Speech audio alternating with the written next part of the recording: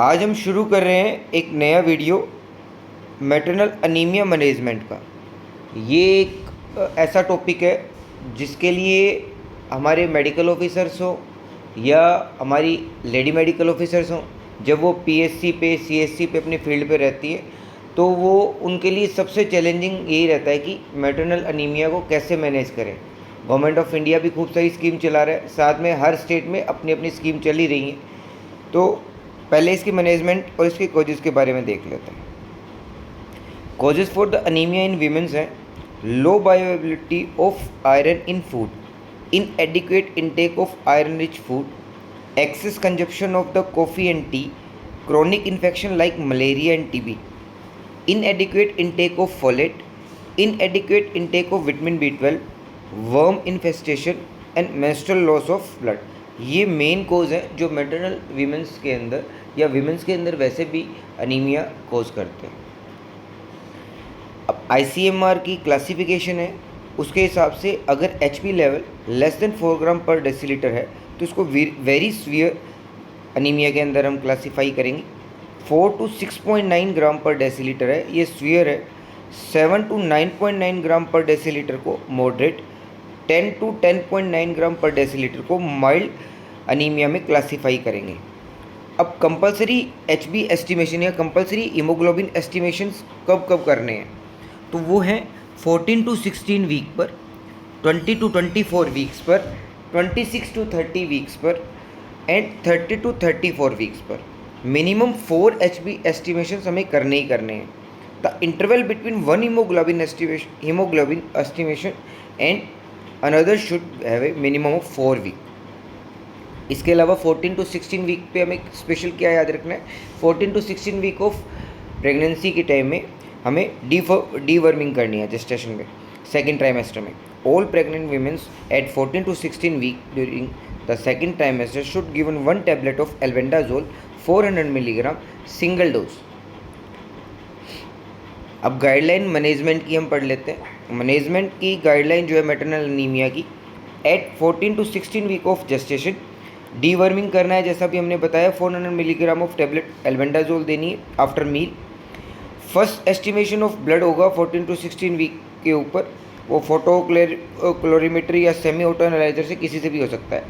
अगर HB 11 ग्राम पर decilitre या उससे ज़्यादा आता है तो प्रोफाइलेक्टिक या preventive dose of tablet ferrous sulphate 100 milligram 1 OD and 0.5 milligram of folic acid. साथ में इसमें और क्या देना है, 1 tablet of vitamin B12 15 microgram and vitamin C 100 microgram OD to be supplemented. ये हम बाकी सबको दे देते हैं, लेकिन विटामिन B12 और विटामिन C लगभग PSC या CSC पे पोस्टेड जो है डॉक्टर्स या तो लिखना भूल जाते हैं या अवेलेबल नहीं होता, इस वजह से नहीं लिखते। लेकिन आप अपनी प्रिस्क्रिप्शन में इसको नोट जरूर करें। If blood haemoglobin level between 7.1 to 10.9 ग्राम पर डेसीलीटर है तो therapeutic dose of tablet ferrous sulphate देंगे। अब ANMs हैं या स्टाफ नर्सेज हैं, उनसे ये पूछा जाता है कि प्रोफाइलेक्टिक डोज क्या होती है, थेरेपेटिक डोज क्या होती है। एज ए मेडिकल ऑफिसर तो हमें पता होता है कि दोनों डोजेज में चेंजेस है, उन्हें भी पता होना चाहिए कि आप प्रोफाइलेक्टिक डोज दे रही हैं तो आप सप्लीमेंटेशन के तौर पर OD टैबलेट दे रही हैं। अगर आप थेरेपेटिक डोज दे रही हैं तो यहाँ BD टैबलेट देनी है आपको, फेरस सल्फेट की 100 मिलीग्राम और फॉलिक एसिड उसमें होगा 0.5 मिलीग्राम ऑफ, ठीक है। और साथ साथ में 1 tablet of vitamin B12 15 microgram and vitamin C 100 milligram OD to be supplemented. If haemoglobin level less than 7 है तो refer to higher centre for BT and further management. ये हमारा रहेगा 14 to 16 वीक ऑफ जेस्टेशन के अंदर management. इसके साथ आएगा second estimation of blood haemoglobin at 20 to 24 week of gestation पे। यहाँ पे हमें कंजप्शन मिलेगा, या तो उन्होंने प्रिवेंटिव या थेरेपेटिक डोज ऑफ आयरन ली है। If haemoglobin level is more than 11 हमें वहाँ क्या समझना है, continue with the preventive dose of tablet ferrous sulphate 100 milligram of elemental iron 1 OD, 1 tablet of vitamin B12 15 microgram and vitamin C 100 milligram OD।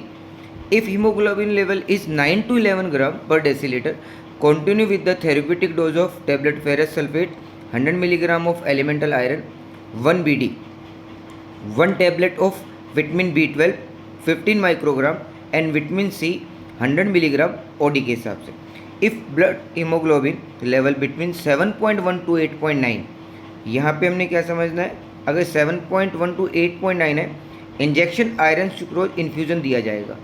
ये first time जब हम first trimester में नहीं देना, ये 20 to 24 वीक से शुरू करना है। अगर हमारा हीमोग्लोबिन, हमारी मैटरनल जो जेस्टेशन फीमेल्स आ रही है, मैटरनल जितनी वीमेंस हैं, उनका अगर 7.1 to 8.9 के बीच में, तो 4 doses of 100 milligram for 4 days over a period of 2 week with 2 to 4 days interval each dose. मतलब 14 दिनों के अंदर अंदर हमें ये 4 इंजेक्शन देने, 2 से 4 दिन के गैप के बीच में। इसमें फर्स्ट डोज जो है वो 100 milligram of iron sucrose in 100 ml of normal saline infusion for 30 minutes only. Second और थर्ड डोज है, third and fourth dose each 100 milligram over a period of for 2 week at 2 to 4 days interval. वही same वैसे ही 30 minutes के अंदर अंदर ये देनी है। अगर 7 से कम आता है हीमोग्लोबिन तो फिर वहीं रेफ़र करना है हायर सेंटर पर, जहाँ ब्लड ट्रांसफ्यूजन और फर्दर मैनेजमेंट हो सके। नोट टू गिव अब किस कंडीशन में, यहाँ डबल स्टार जो 7.1 से लेके 8.9 तक का हीमोग्लोबिन था, इन पेशेंट को जिनको आयरन सुक्रोज लग रहा है, not to give oral iron while giving IV iron sucrose infusion, that is oral iron to be withheld with till the third estimation of hemoglobin results। मतलब 1 महीने तक हमें अगले, जब हम 26 to 30 वीक के बीच में करेंगे, तब तक हमें इसको आयरन नहीं देना है। इस पेशेंट को देना क्या है, और कहाँ if there is any allergy reaction like urticaria which can be treated with 100 milligram hydrocortisone 1 ml IV while giving iron sucrose injection, care should be taken not to allow extravasation of the iron sucrose. To prevent this, vein flow has to be secured in position correctly। इसके साथ साथ हमें देखना क्या है, if ampoule contain 50 milligram of iron, तो 2 ampoule हमें 100 milligram complete करने के लिए 100 ml नॉर्मल सेलाइन के अंदर डालने हैं और 30 मिनट्स के अंदर हमें लगाना है। थर्ड एस्टिमेशन जो हो रहा है वो हो रहा है 26 to 30 वीक ऑफ जेस्टेशन पे।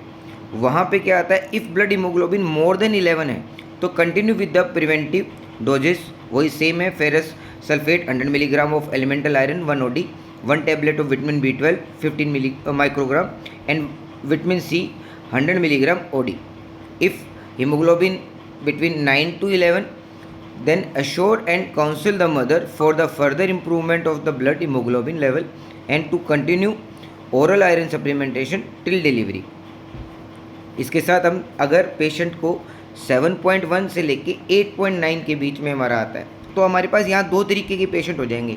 एक ऐसे पेशेंट जिनको आयरन सुक्रोज लगा था, एक ऐसे पेशेंट जिनको आयरन सुक्रोज नहीं लगा था या पहली बार लगना है। तो जिन पेशेंट को आयरन सुक्रोज पहले लगा था उनको 2 top up doses of injection iron sucrose infusion देंगे, वही 100 मिलीग्राम इन ईच और 2 to 4 days के इंटरवल के बीच में।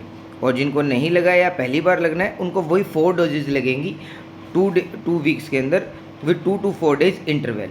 और जैसा हर 7 से कम आ रहा है अगर हीमोग्लोबिन, तो refer to higher centre for BT and further management.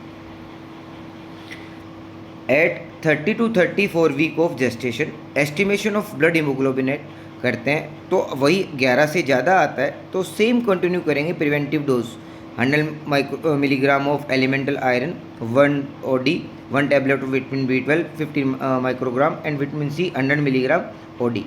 और 9 to 11 के बीच में आता है अश्योर करेंगे oral iron supplementation till delivery करेंगे। 7.1 to 8.9 है और 7 से कम है, तो इन दोनों कंडीशन में हम पेशेंट को रेफ़र करेंगे BT के लिए या फर्दर मैनेजमेंट के लिए। तो हमारे फर्स्ट एस्टिमेशन और लास्ट एस्टिमेशन में हमने पेशेंट को आयरन सुक्रोज का इंजेक्शन नहीं लगाना है। तो हमारा आयरन सुक्रोज कब लग रहा है, हमारा आयरन सुक्रोज लग रहा है 26 to 30 वीक में और 20 to 24 वीक्स में, मतलब 20 वीक टू हमारा 30 वीक के बीच में हमें आयरन सुक्रोज देना है। 30 वीक से आगे हमें आयरन सुक्रोज नहीं देना। अगर पेशेंट का हीमोग्लोबिन 8.9 तक भी है तो हमें बीटी के लिए पेशेंट को जीएच के अंदर भेजना है। जर्नल गाइडलाइन क्या है? Trigger point for referral the higher institution, HB level of 7 gram of haemoglobin at 14, 20 to 24 week, 26 to 30 week, HB level of 9 gram at 30 to 34 week. History क्या लेनी है? पेशेंट की हिस्ट्री रिपीटेड बीटी तो नहीं है उसको, और किसी तरीके की कोई हीमोग्लोबिनोपैथी या ब्लीडिंग डायस्थेसिस तो नहीं है। Previous history of any allergy reaction to any drug, bronchial asthma have to be asked. ये पेशेंट से पूछना है। सेफ्टी क्या देखनी है?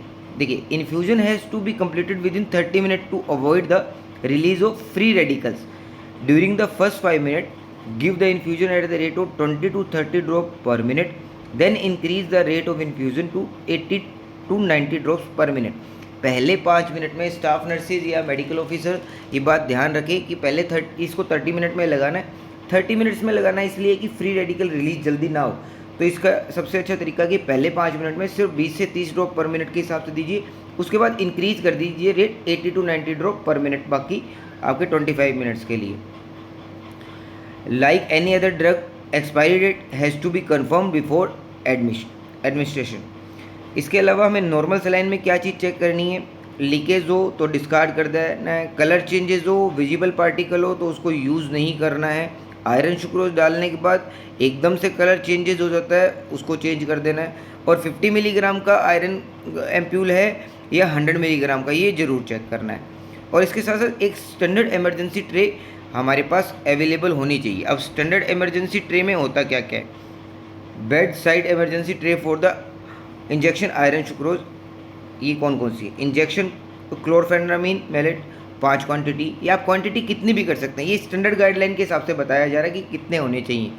Injection dexamethasone, injection hydrocortisone, injection ADR, injection deriphyllin, injection furosemide, injection dopamine, injection soda bicarb, plaster होना चाहिए, एक IV सेट होने चाहिए, उसमें IV फ्लूइड होना चाहिए, RL, NS, DNS, syringes 2 ml, 5 ml and 20 ml 5 each होनी चाहिए, सीजर होनी चाहिए, ऑक्सीजन सिलेंडर विद एसेसरीज, और ड्रिंकिंग वाटर 1 ग्लास, ये वहाँ पे अवेलेबल होना चाहिए। इसके साथ साथ आपको आयरन सुक्रोज का monthly utilisation and stock report करना है। आपके PSC है, CSC है, उसका नाम हो, उसका मंथ का नाम हो, उसका balance on first of the month आपके पास कितना आया, क्वांटिटी रिसीव आपने उस मंथ में कितनी की, क्वांटिटी यूज़ कितनी की, और बैलेंस कितना बच गया। ये इसी एक स्टैंडर्ड जो है फॉर्मेट के अंदर आपके पास एक रजिस्टर होना चाहिए। अब एक ये था जो गाइडलाइन मास में PSC CSCs पे चलती है। अब क्वेश्चन आ जाता है नर्सिस के लिए हो चाहे मेडिकल ऑफिसर्स के लिए हो, कई बार डोज कैलकुलेशन का आ जाता है कि डोज कैलकुलेशन कैसे करनी है। तो डोज कैलकुलेशन के लिए body weight in kilogram multiply HB deficit. HB deficit का मतलब हुआ आपका HB जितना है और हमें टारगेट HB हमारा 11 रहना चाहिए, उसका difference into 0.3 plus body weight into 100 milligram, ये होगा। इसको समझते हैं 45 kg की वीमेन है, उसका HB जो 8 है उसमें डेफिसिट हो गया 3, और 0.3 को हमने उससे मल्टीप्लाई किया, बॉडी वेट को हमने 10 से मल्टीप्लाई किया, तो हमारे पास आ गया 815 मिलीग्राम जो है ये लगाना। तो हमारे 8 इंजेक्शंस उसके अंदर उसको हमने देने हैं, 8 इंजेक्शन तो कम से कम देने, क्योंकि एक में 100 मिलीग्राम है। मोटा मोटा ये समझ लीजिए कि 1 ग्राम हीमोग्लोबिन बढ़ाने के लिए 100 ml का एक इंजेक्शन लगाना ही लगाना है। एक इसके साथ साथ एक सप्लीमेंटेशन का प्रोग्राम चल रहा है इंडिया का, अनीमिया मुक्त भारत, उसमें थोड़ा सा डिफरेंस है। जो हमने 100 मिलीग्राम की टैबलेट्स हमने पढ़ी है, जो गाइडलाइन के हिसाब से आया हुआ है, वो इसमें थोड़ा चेंज है। इसमें 6 बेनिफिशरीज हैं, उसके अंदर चिल्ड्रन है 6 मंथ टू 59 मंथ के, उनको by weekly 1 ml IFA syrup देनी है। उसमें 1 ml contain 20 milligram elemental iron and 100 microgram folic acid. Children हो गए हमारे 5 to 9 ईयर के, उसमें वीकली पिंक कलर की टैबलेट देनी है जिसमें 45 milligram iron and 400 microgram folic acid है। जो एडोलेसेंट है 10 to 19 ईयर के, उनको वीकली ब्लू टैबलेट्स देनी है 60 milligram iron plus 500 microgram folic acid. ऐसे ही रिप्रोडक्टिव एज की वुमेन्स है जितनी 20 to 49 ईयर की, उनको भी वीकली टैबलेट देनी है रेड कलर की 60 milligram iron plus 500 microgram folic acid. अब हमारे पास 2 कैटेगरी रह जाती है, प्रेग्नेंट एक लैक्टेटिंग वुमेन, इनको डेली देनी है टैबलेट। रेड टैबलेट है उसकी 60 milligram iron plus 500 microgram folic acid, 6 month from second trimester and for 6 month postpartum. अब जो मैंने प्रिवेंटिव डोज बताई थी आपको, थेरेप्यूटिक डोज बताई थी, वो 100 डेज के लिए थी जो एज पर गाइडलाइन कहते हैं। लेकिन ये अनीमिया मुक्त भारत के अंदर ये इस तरीके से है। Thank you. हो सकता आप को अगर ये जानकारी अच्छी लगी तो चैनल को सब्सक्राइब कीजिए, लाइक कीजिए। Thank you.